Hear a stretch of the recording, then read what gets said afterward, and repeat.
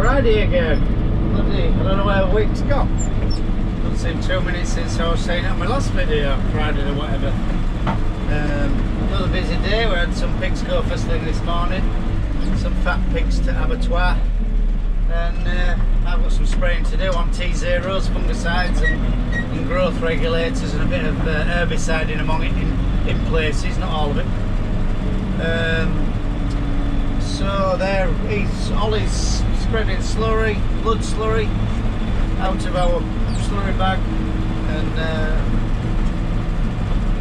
Phil is, well, between two jobs really. He's taking muck up to Burnby with, he's got short straw really. He's got McCormick, which he's got no front suspension on. Bloody, it's good. It was good tractor in its day, but we've decided it's had its day. I think we're gonna. That's next tractor. We're gonna chop it in. Maybe get another Class Arian because we really fell in love with that bloody thing we bought. It's a marvellous tractor. So he's leading muck up with that, and then jumping off that and jumping on plough to get caught up. So we don't upset all our neighbours because there's a fair stench in the area. Got irrigator to get out because there's no bloody talk of rain, and the coriander is as dry as bloody dry. It just wants helping along a bit really. He's going to be very early with his harvest. So rape, I'll say rape. I don't know whether you can see, it's starting to this nice few days we've had, it's starting to show a flower. So I reckon end of next week it'll be a lovely shade of yellow. Really pleased with it. I know I keep harping on about it, but it's the best crop we've had for a long, well, a few years actually. Look. Yeah. What? Well, he's going to go bang on you? I don't know, I've just been like that. But we need a new tyre on there, don't you? But I think, oh sorry, I think I overfilled it. Why? Does it all come out of there? Yeah. It's a horrible time of year. We upset our neighbours by putting this stuff on, and oh god, the stink is terrible. Oh, it's like that. Oh god, I'm covered in it. It sprayed me then.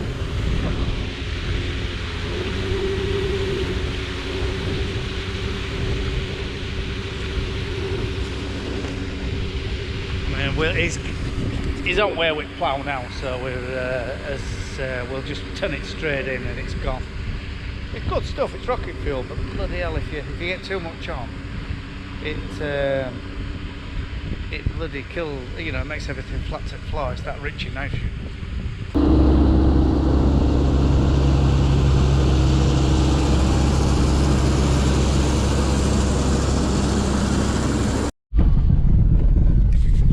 Class Arian, it's got beautiful cab suspension, you know. The front suspension, there's a lot of pivots though. I reckon if you don't grease it properly, it can cause you a lot of problems and money. And apparently someone told me that the back cab suspension is the springs off, or the dampers and the dampers off Scania wagons. So I don't know whether there's any truth in that. Someone will let me probably pull me up and say it's rubbish, but yeah, the suspension is brilliant. It's like floating in that cab. But very underrated tractors. Can't see why people hate them so much. Last field of spring barley. Going an hour deep though. It's bloody horrible sand. It's like blown sand. And everything's just sinking out of sight. But we've got it shallowed up as possible. And it'll be fine. It was similar in yon field, and it's come alright. It's gone big yellow, but bloody winds beat the hell out of it the other day. It was blowing a gale and it sort of battered all the leaves to death. And it's but no, last field. Irina spring barley. So yeah, it did alright last year. It did about 2.5 ton off this land in a droughty time, so quite happy. And it didn't cost much to grow. So he gets this drill today. That's us drilled up cereal wise, and just maize to put in then. And it's gone well really. It's just a bit of rain at night actually, only about 3 mil, but it'll just make nitrogen work a bit. And it just seems to, everything's a nicer, even overnight, it's just, everything's a nicer green, you know. Bloody cold. I was having my breakfast at 6:30 this morning, looked out at bloody patio windows and it was snowing. So yeah, weather's strange, isn't it? No, he's very, very pleased with that drill. A bloody good investment. I know it ain't the newest of things, but it's a good asset on this farm. Tell you what is a good asset and all. And I sort of dug my heels in a little bit. That bloody little GPS our Oliver wanted. I mean, there's no overlap, no squiggles. I mean, if I wanted to put tillage on this, you just count the breeds and away you go. Or, you know, everything's bang on. So keeps him straight. And because I was spraying one at fields, he drilled at back end. Bloody hell, I was all over the spot. I was like, Christ, oh my Oliver, how could you get so wobbly? Just walking across some spring barley on light land. It looks shocking. I don't know whether the wind this last few days has been like there's been sand blowing, and it's beat the little barley plants to death. Look at that. You know, they're really under stress. I thought we'd go on a bit deep. Maybe I have actually. Yeah, I don't think we are. It's 2 inch. And yeah.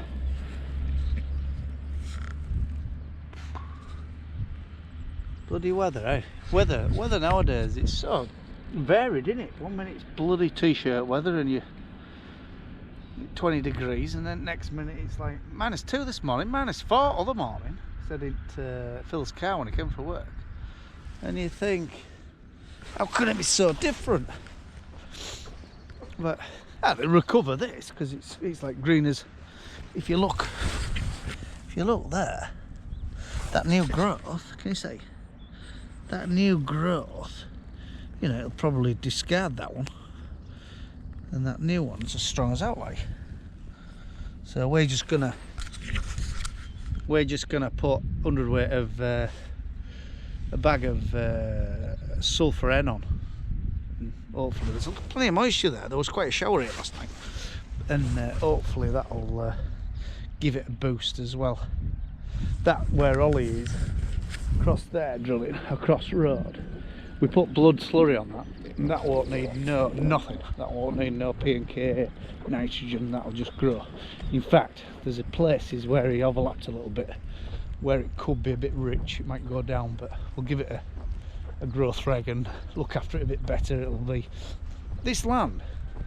Even in a droughty time, we've got that much muck in it nowadays. Our P&K indexes are very high, but it's got like a bit of structure to it now.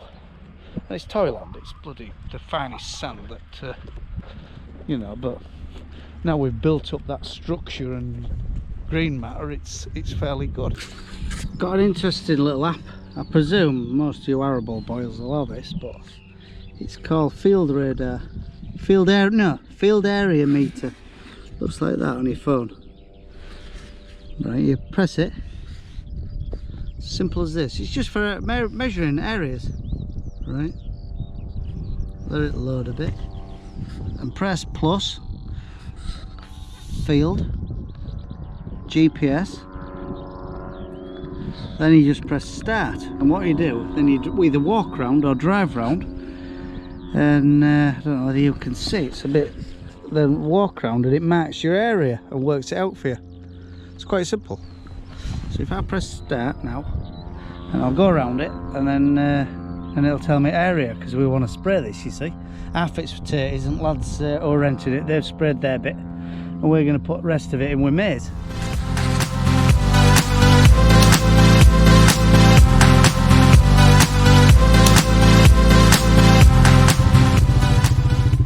See what it's done, it's measured 3.6 hectare by going around that area. You know, it's quite a handy thing to have on your phone. It's free now, so which makes it better. It's called, I'm sure it's field meter or area meter, but there's loads of different ones. I mean, everybody who I've talked to who've got something similar say it's a different make, so a different name, so and you can add to it and go a little bit fancier, but it's all cost. We have to pay a bit extra. So right, I'm going to get round up. Then that's it for me. This is off in with maize. And I've got a field next door to do with maize, and there's a lot of wicks in it, so it needs a week to go into the roots.